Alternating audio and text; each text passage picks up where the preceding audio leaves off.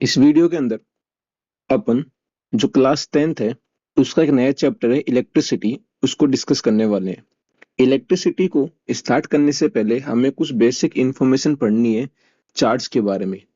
Actually में charge होता क्या है, आपने देखा होगा जब हम किसी वूलन क्लॉथ को रब करते हैं, उसको फिर टच करते हैं तो कभी कभी स्पार्क आता है। वो स्पार्क जनरली होता है क्या है, वो चार्जेस के ट्रांसफर के कारण आता है। तो हमें सबसे पहले इस क्लास में ये पढ़ना है कि चार्ज क्या होता है। What is a charge. हमारे बोर्ड में कभी ऐसा क्वेश्चन पूछता नहीं है कि चार्ज क्या होता है, लेकिन फिर भी हमें ध्यान रखना है। आपको पता होगा चार्ज का एक बेसिक कंसेप्ट हमने 8th क्लास में कुछ देखा था कि चार्ज या तो अट्रैक्ट करता है या रिपेल करता है। तो चार्ज की हम डेफिनेशन से लिख सकते हैं, it is a property of matter due to which it either attracts or repels another या फिर अदर मटेरियल्स। हम क्या बोलेंगे, हमें बोलेंगे कि जो चार्ज जो होता है वो एक मैटर की क्या है, एक प्रॉपर्टी है किसी भी मैटर की, जिसकी वजह से ड्यू टू विच ये किसी भी अदर मटेरियल को या तो अट्रैक्ट करेगा या रिपेल करेगा। एक डेफिनेशन जो हम 12th क्लास में बोलेंगे वहां ये बोल सकते हैं कि अट्रैक्ट या रिपेल का मतलब है ये क्या एक्सपीरियंस करेगा, या तो फोर्स को, इधर फोर्स को एक्सपीरियंस करेगा कि इसके ऊपर किसी दूसरे ऑब्जेक्ट के कारण फोर्स लग रहा है, या फिर ये फोर्स को क्या करेगा, एग्जर्ट करेगा कि दूसरे ऑब्जेक्ट पे फोर्स को लगाएगा। तो हम 12th में बोल देंगे कि charge is a property of matter due to which it either exerts a force और either it experiences a force. इसको हम क्या बोलेंगे, चार्ज बोलेंगे ना। अब जो नेक्स्ट हमारे पास बोर्ड में पूछता है, एग्जामिनर में पूछता है कि चार्ज की यूनिट क्या होती है। तो हमें ध्यान रखना है, the SI unit of charge is coulomb. Charge की एसआई यूनिट क्या होती है, चार्ज की जो एसआई यूनिट होती है वो होती है हमारे पास कूलम, COULOMB। कूलम को हम कैपिटल C से डिनोट करते हैं। चार्ज को डिनोट करने के लिए हम सिंबल यूज करते हैं, जिसको हम बोलते हैं capital Q। Charge is denoted by Q। जब हम फॉर्मूला यूज करेंगे तो हम वहां पे चार्ज को Q से लिखेंगे। चार्ज की यूनिट क्या होती है, चार्ज की ऐसी यूनिट हमारे पास कूलम होती है, और चार्ज को डिनोट किससे करते हैं, Q से डिनोट करते हैं। अब जैसे हम बोलते हैं लेंथ की यूनिट हम मीटर मान के चलते हैं, लेकिन लेंथ की यूनिट सेंटीमीटर भी होती है, किलोमीटर भी होती है। ऐसे मास की यूनिट ग्राम भी होती है, किलोग्राम भी होती है, अपन पाउंड्स में भी लेके चल सकते हैं। इसलिए जो चार्ज होता है इसकी यूनिट कूलम के अलावा दो छोटी यूनिट्स और होती हैं जो हमारे एग्जाम में अक्सर पूछी जाती है। वो जो दो यूनिट्स हैं वो देखना क्या होती है, एक तो होती है माइक्रो कूलम। एक माइक्रो कूलम के अंदर 10 की पावर -3 कूलम होते हैं। दूसरा जो हमारे पास यूनिट है वो होता है, सॉरी, एक माइक्रो कूलम के अंदर 10 की पावर -6 कूलम होता है, और हम माइक्रो को म्यू से डिनोट करते हैं। 1 माइक्रो कूलम कितना हो जाएगा, 10 की पावर -6 कूलम। और एक होता है दूसरा हमारे पास मिली कूलम। एक मिली कूलम के अंदर 10 की पावर -3 कूलम होते हैं। हम जब भी क्वेश्चंस को पुटअप करेंगे तो हमें क्वेश्चंस के अंदर जो चार्ज रखना है वो हमें हमेशा किसके अंदर रखना होगा, कूलम के अंदर रखना होगा। तो अगर हमें क्वेश्चन में चार्ज माइक्रो कूलम या मिली कूलम में दे रखा है तो हम उसको पहले किस में कन्वर्ट कर लेंगे, कूलम के अंदर कन्वर्ट कर लेंगे। तो ये बेसिक था किसके बारे में, चार्ज के बारे में। हमें पता है चार्जेस दो टाइप के होते हैं, एक होता है पॉजिटिव चार्ज और एक होता है नेगेटिव चार्ज, इसको हम इलेक्ट्रॉन और प्रोटॉन्स बोलते हैं। न्यूट्रॉन जो होता है वो ऐसा चार्ज पार्टिकल है जिसके पास कोई भी चार्ज, सॉरी, न्यूट्रॉन के पास कोई भी चार्ज नहीं होता। ये बेसिक इंफॉर्मेशन है चार्ज की। अब एक हेडिंग आती है अपने पास,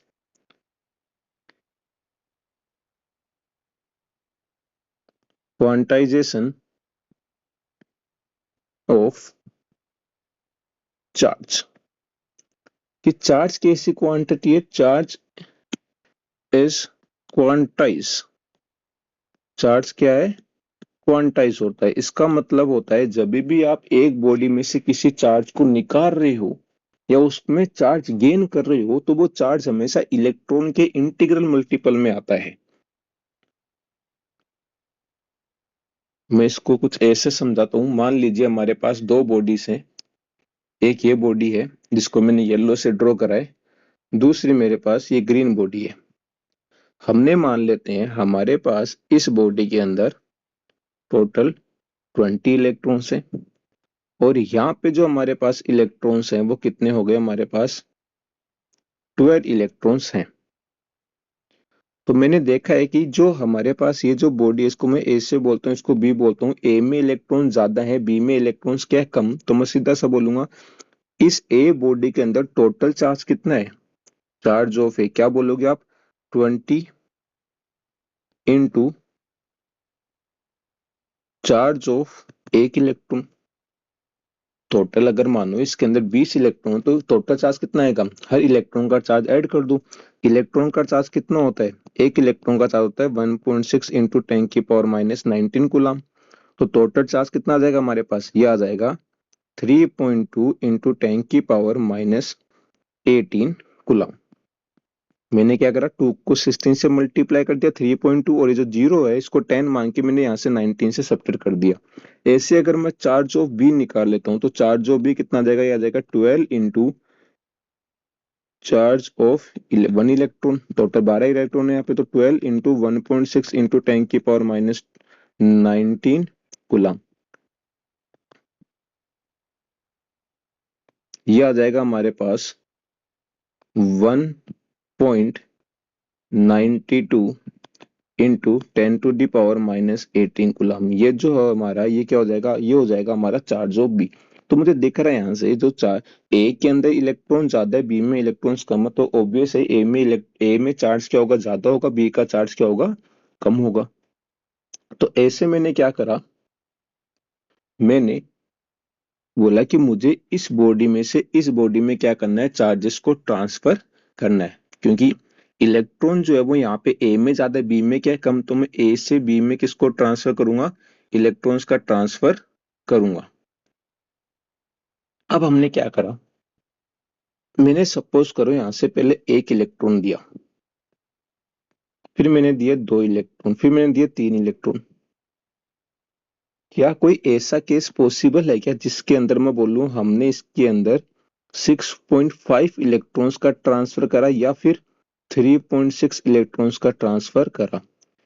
आप बोलोगे ऐसा कोई भी केस पॉसिबल नहीं है, नॉट पॉसिबल।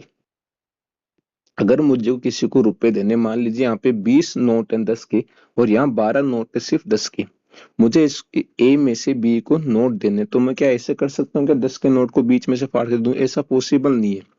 तो मुझे क्या करना है, जो भी चार्जेस मुझे ट्रांसफर करने हैं वो इलेक्ट्रॉन्स के इंटीग्रल मल्टीपल में करने हैं। किस में करने हैं, इंटीग्रल मल्टीपल का मतलब होता है या तो एक इलेक्ट्रॉन का ट्रांसफर होगा या 2 का होगा या 3 का होगा या 4 का होगा। तो मैं इसको जनरल वे में क्या लिख सकता हूँ, इसको जनरल वे में मैं लिख सकता हूँ जो भी चार्ज ट्रांसफर हो रहा है वो इलेक्ट्रॉन्स के किस मल्टीपल में जाएगा, इंटीग्रल मल्टीपल में जाएगा। यहाँ पे ई क्या होता है, ई होता है चार्ज ऑफ इलेक्ट्रॉन, एन होता है जितने नंबर ऑफ इलेक्ट्रॉन्स को हम ट्रांसफर कर रहे हैं, और क्यू क्या हो जाएगा, क्यू हो जाएगा हमारा नेट चार्ज। अगर मैंने एक बॉडी से दूसरी बॉडी में 2 इलेक्ट्रॉन भेजे तो टोटल कितना चार्ज ट्रांसफर हो जाएगा, Q बराबर 2 इंटू ई। इसको हम क्या बोलते हैं, क्वांटाइजेशन ऑफ चार्ज बोलते हैं। कि मतलब चार्ज क्वांटाइज है, चार्ज हमेशा इलेक्ट्रॉन्स के इंटीग्रल मल्टीपल में एक बॉडी से दूसरी बॉडी में क्या होगा, ट्रांसफर किया जाएगा। अब एक बेसिक क्वेश्चन ये आता है कि calculate the number of electrons, मैं यहां लिख देता हूं, क्वेश्चन आता है अपने एग्जाम में, प्रॉब्लम आती है, calculate the number of electrons constituting 1 coulomb of charge.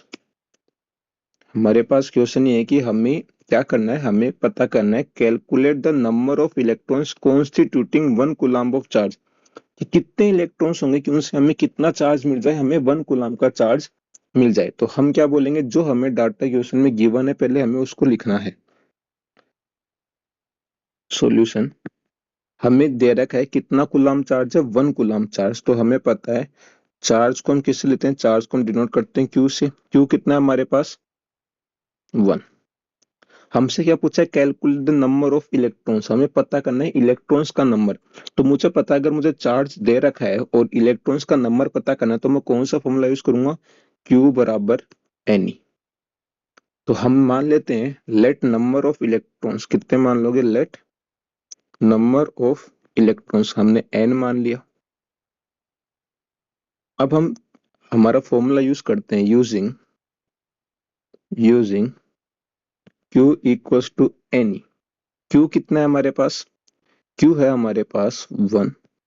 N हमें पता करना है, ई क्या होता है, ई होता है चार्ज ऑफ इलेक्ट्रॉन, और इलेक्ट्रॉन पे चार्ज कितना होता है, 1.6 इंटू 10 की पावर माइनस 19।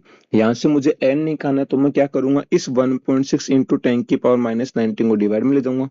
तो एन हो गया हमारा 1 डिवाइड बाई 1.6 इंटू 10 की पावर माइनस 19। अब मुझे इसको सोल्व करना है, तो इसको सोल्व करने के लिए मेरे पास एक ऑप्शन ये है कि मैं यहाँ से इसे लिख दूंगा एन इज इक्वल्स टू 1 10 की पावर 19 ऊपर जाके पॉजिटिव में आ जाएगा, डिवाइड बाई 1.6। अगर 1.6 का मैंने पॉइंट हटाया तो ऊपर कितना आ जाएगा, 10 आ जाएगा। अब देखो ध्यान से, अब ये कुछ ऐसे इक्वेशन हो गए, अगर मैं इसको लिखूं तो ये हो गया हमारे पास 10 to the power 19 into 10 divided by 16। अभी मुझे पता है ये जो ऊपर जो मैंने 10 लिख रखा है, ये जो 10 है मेरे पास, ये 10 16 से क्या है, छोटा है तो डिवाइड होगा नहीं। तो मैं क्या करूंगा, इस 10 की पावर 19 में से एक जीरो को लेकर ए से लिख दूंगा, 10 की power 18 multiply by 100। Total 20 zero से ना, तो मैंने 10 की पावर 18 अलग कर दिया और एक जीरो 10 में मिला दिया, तो अपॉन डिवाइड बाई 16। 100 को जब हम 16 से डिवाइड करते हैं तो हमारे पास आएगा 6.25 इंटू 10 की पावर 18। तो अगर जब आप इसको 10 की पावर 18 से मल्टीप्लाई करोगे तो कितना देगा, 625, और फिर आएगा 16 टाइम्स 0। तो एक इतने सारे इलेक्ट्रॉन्स को जब हम इकट्ठा करेंगे किसी बॉडी के अंदर, तब जो नेट चार्ज आएगा वो हमारे पास कितना आएगा, उस केस के अंदर वो चार्ज हमारा आएगा एक कूलम्ब के बराबर आएगा। इसको हम बोलते हैं कि एक कूलम्ब चार्ज में कितने इलेक्ट्रॉन्स होते हैं। तो हमें बस ये वैल्यू याद रखनी है, n is equal to 6.25 into 10 to the power 18। ये क्या होते हैं, ये होते हैं नंबर ऑफ इलेक्ट्रॉन जिनके कारण एक कूलम्ब का चार्ज हमें ऑब्टेन होता है। This is all about charges.